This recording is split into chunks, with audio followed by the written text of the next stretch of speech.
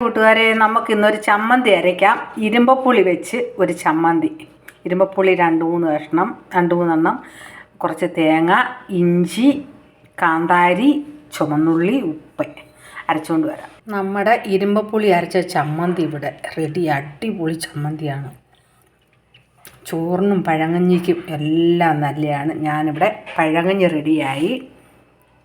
തലേന്നത്തെ ചോറാണ്, വെള്ളം ഒഴിച്ചിട്ടിരുന്നു. ചക്ക വേവിച്ചതും, കാന്താരി, മീൻ വറുത്തത്, പയറ് മെഴുക്കുവരട്ടി. അയ്യോ, എപ്പോഴേ കൊതിയാവുന്ന മക്കളെ. ഇങ്ങനെ നിങ്ങൾ കഴിച്ചിട്ടുണ്ടോ ആവോ? തൈര് ഒഴിക്കാൻ പോവാണ്. തൈരും കൂടെ ഒഴിച്ച് ഉപ്പുപൊടിയൊക്കെ ചേർത്തു.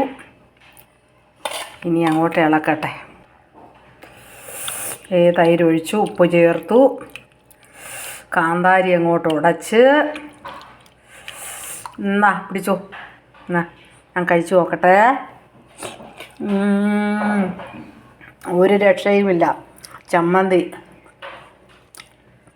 പയറ് മെഴുക്കുവരട്ടി, മീൻ വറുത്തത്.